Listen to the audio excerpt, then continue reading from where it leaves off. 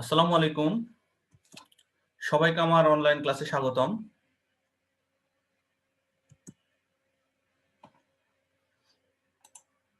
আমি মোহাম্মদ শাফায়েত জামিল, সহকারী শিক্ষক, শিবগঞ্জ সরকারি মডেল হাই স্কুল। আজকে আমি ষষ্ঠ শ্রেণীর গণিত প্রথম অধ্যায় অনুশীলনী 1.2 এর বিভাজ্যতা বিষয় নিয়ে আলোচনা করব।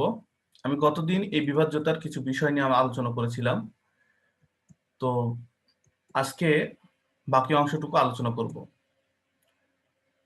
আমি সকল শিক্ষার্থীদের অনুরোধ করছি তারা যেন তাদের খাতা এবং পাঠ্য বই নিয়ে প্রস্তুত হয়ে নেয়। দেখো, গত ক্লাসে আমরা যে বিষয়গুলো দেখেছিলাম সেগুলো এক নজরে দেখে নিই। এই যে 17 নিঃশেষে বিভাজ্য নয়, 16 নিঃশেষে বিভাজ্য, কেন বিভাজ্য, এগুলো বিষয় নিয়ে আমরা আলোচনা করেছিলাম। এরপর আলোচনা করেছিলাম, দেখো,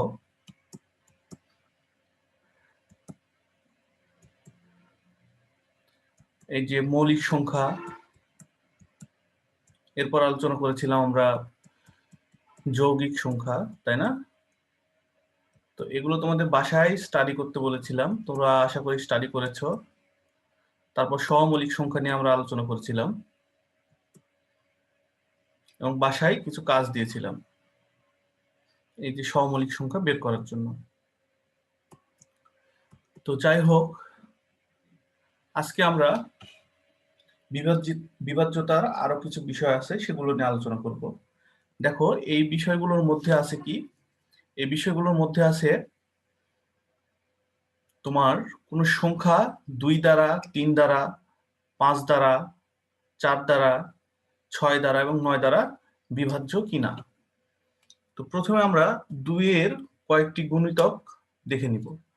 2 এর কয়েকটি গুণিতক আমরা দেখে নিব। দেখা যাক 2 এর গুণিতক গুলো কি কি আছে। দেখো, 2 কে 0 দ্বারা গুণ করলে 0 পাওয়া যায়, 2 কে 1 দ্বারা গুণ করলে 2, 2 দ্বারা গুণ করলে 4, 3 দ্বারা গুণ করলে 6।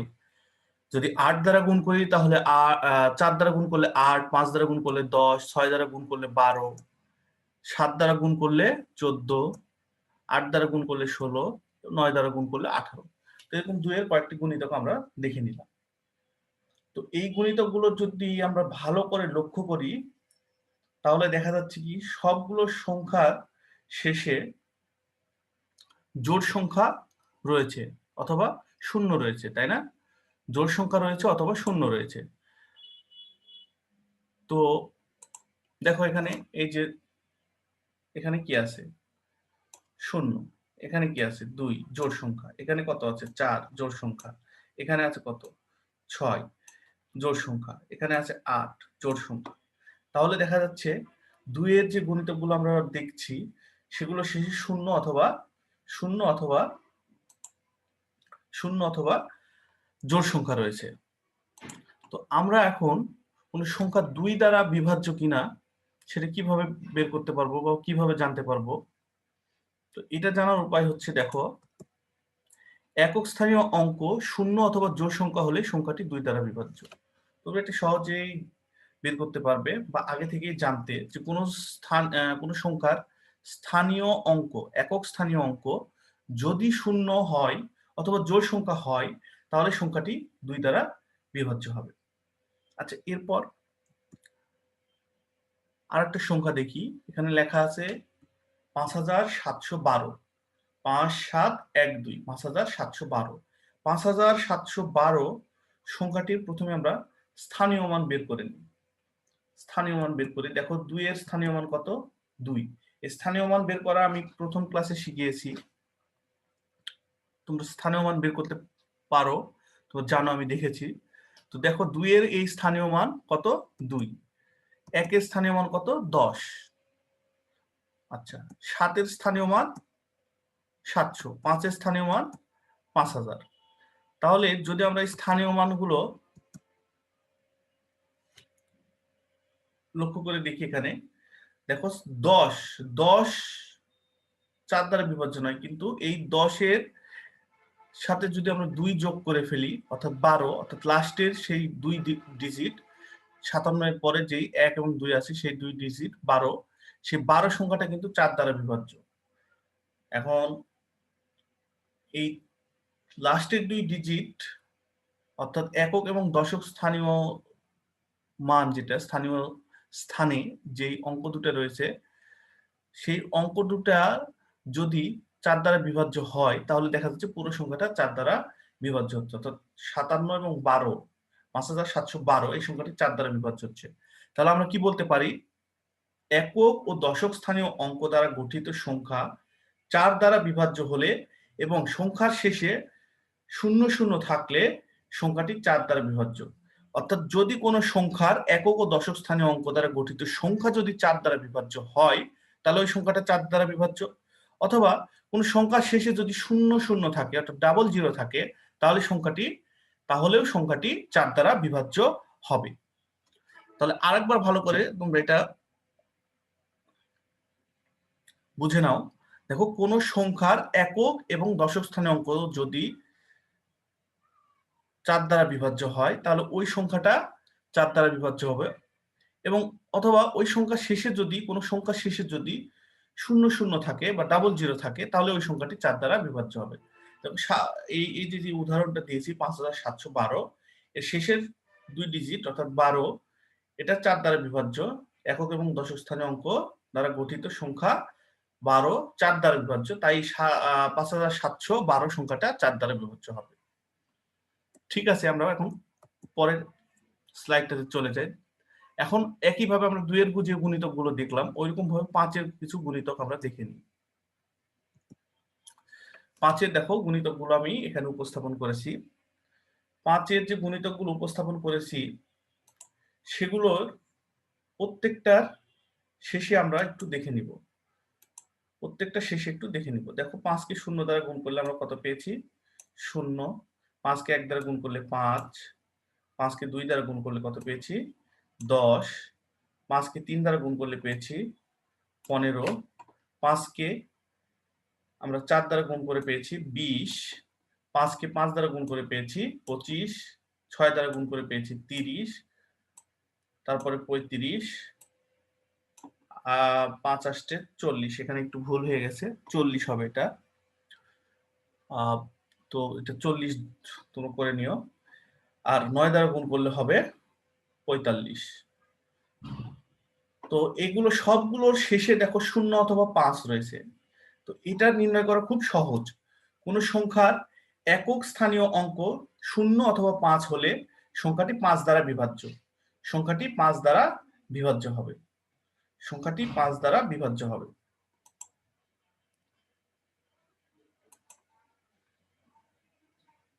তাহলে এই জায়গায় হবে কত? এই জায়গায় হবে 40 হবে। ঠিক আছে, আচ্ছা। তাহলে আমরা কি বলতে পারি?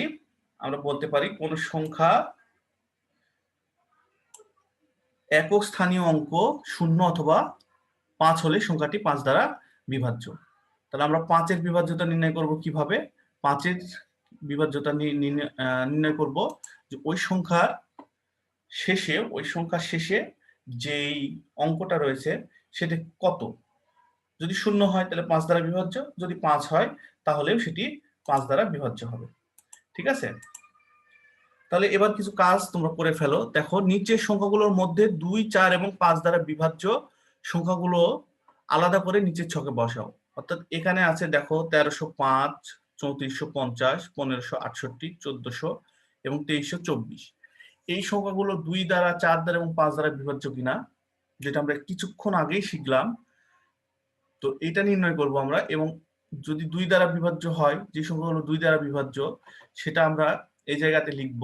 4 দ্বারা বিভাজ্য হলে এখানে লিখব, 5 দ্বারা বিভাজ্য হলে এখানে লিখব। তোমরা এটা করে ফেলো, আমি উত্তরটা বলে দিচ্ছি, তোমরা দেখে নাও এবং তোমাদের প্রাপ্ত উত্তরের সঙ্গে সেটা মিলিয়ে নাও।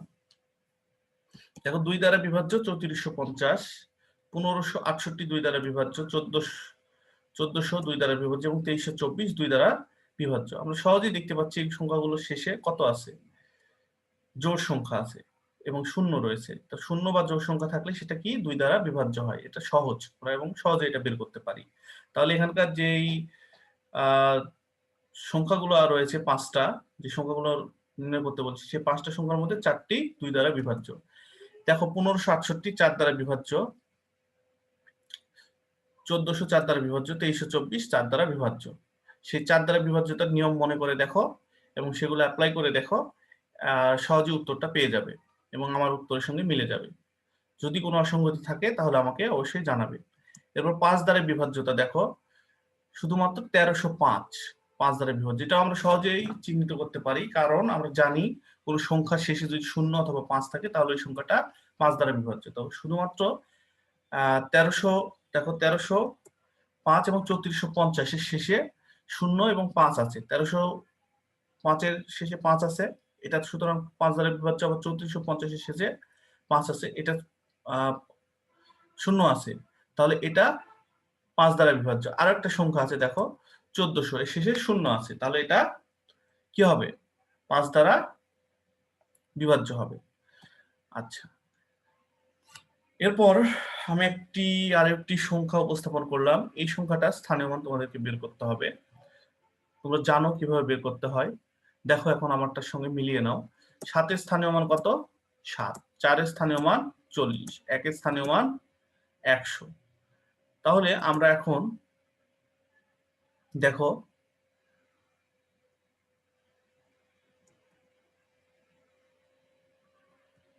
এখানে একটু বিভাজ্যতা আমি দেখিয়ে দিয়েছি, এটা বোঝার জন্য হয়তো তোমরা দেখতে পারো। যেমন 40, এটাকে আমরা 36 যোগ 40 এভাবে করতে পারি।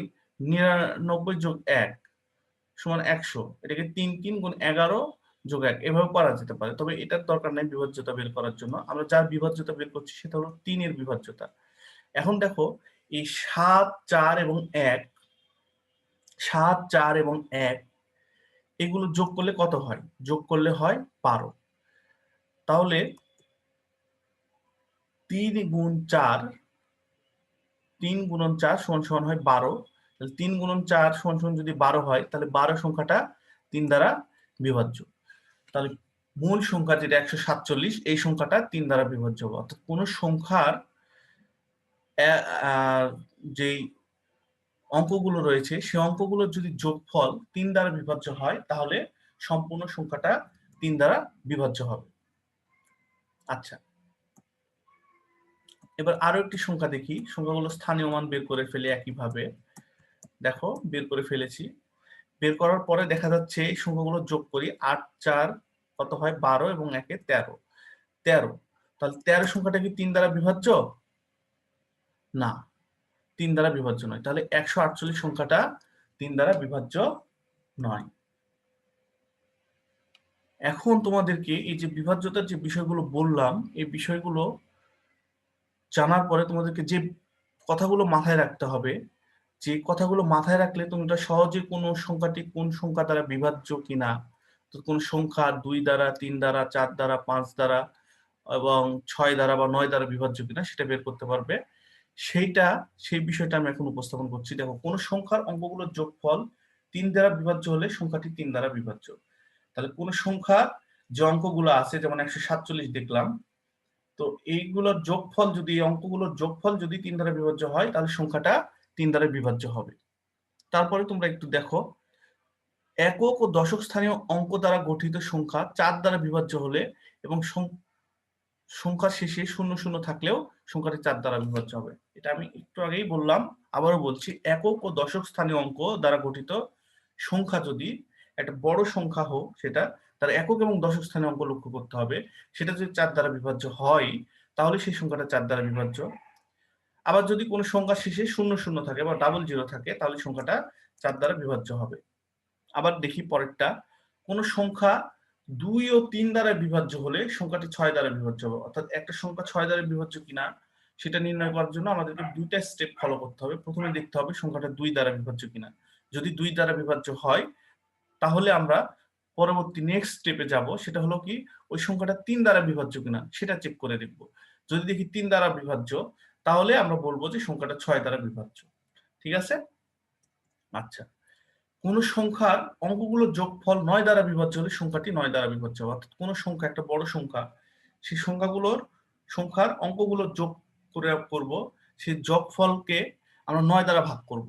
9 দ্বারা ভাগ করে যদি সেটি 9 দ্বারা বিভাজ্য হয়, নিঃশেষে বিভাজ্য হয়, তাহলে সংখ্যাটা 9 দ্বারা সম্পূর্ণরূপে বিভাজ্য হবে।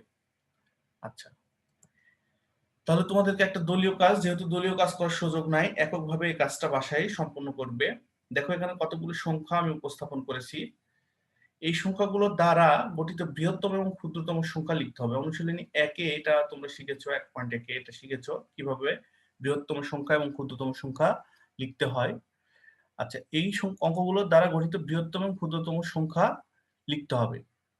লেখার পরে তোমাদেরকে দেখাতে হবে যে বৃহত্তম সংখ্যাটি 3 দ্বারা ও 9 দ্বারা এবং ক্ষুদ্রতম সংখ্যাটি 5 দ্বারা বিভাজ্য।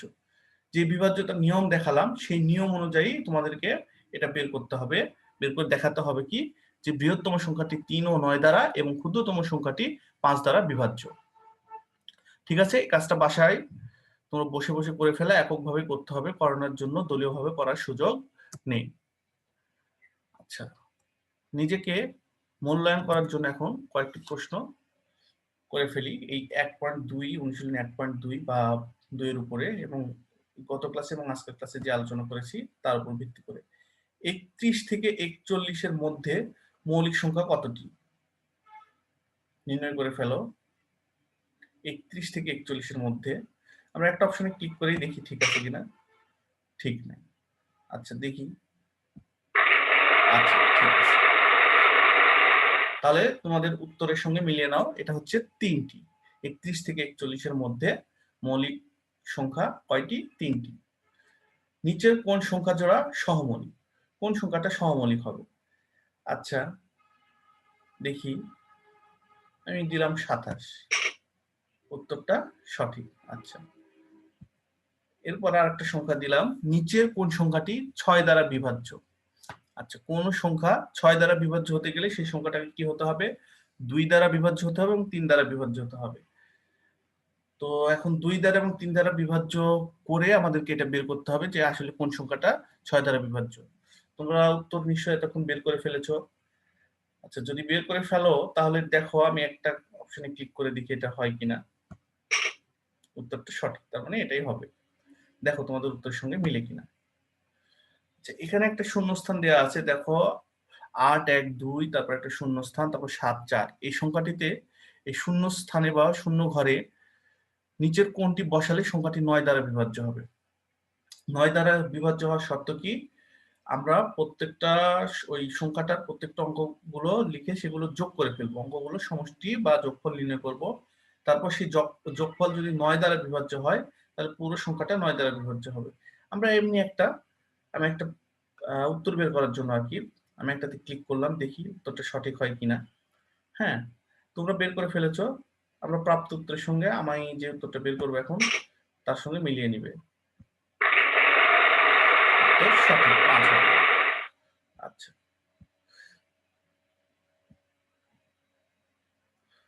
আচ্ছা ঠিক আছে, তো আমরা পরবর্তী বাড়ির কাজ দিয়ে ফেলি। পাশে বসে যে কাজটা করবা, 5 অঙ্কের ক্ষুদ্রতম সংখ্যা নির্ণয় করো যা 3 দ্বারা বিভাজ্য। 5 অঙ্কের ক্ষুদ্রতম সংখ্যা নির্ণয় করো যা 3 দ্বারা বিভাজ্য। ঠিক আছে, 5 অঙ্কের প্রথমে ক্ষুদ্রতম সংখ্যা একটা লিখবে, সেটা 3 দ্বারা বিভাজ্য, এটা তোমাদেরকে দেখাতে হবে।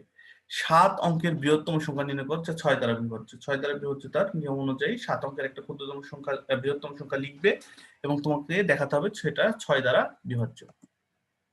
তো সবাইকে ধন্যবাদ। আমার ক্লাস আজকে এই পর্যন্তই। নিশ্চয়ই আগামী ক্লাসে আল্লাহ রহমতে আমরা আবার দেখা করব, আল্লাহ বাঁচিয়ে রাখলে। আর এই করোনা পরিস্থিতিতে তোমরা সবাই ভালো থাকবে, আমি সেই দোয়া করি, এবং আমার জন্য তোমরা দোয়া করবে। তো ঠিক আছে, আমি আজকের মতো এখানেই শেষ করে দিচ্ছি।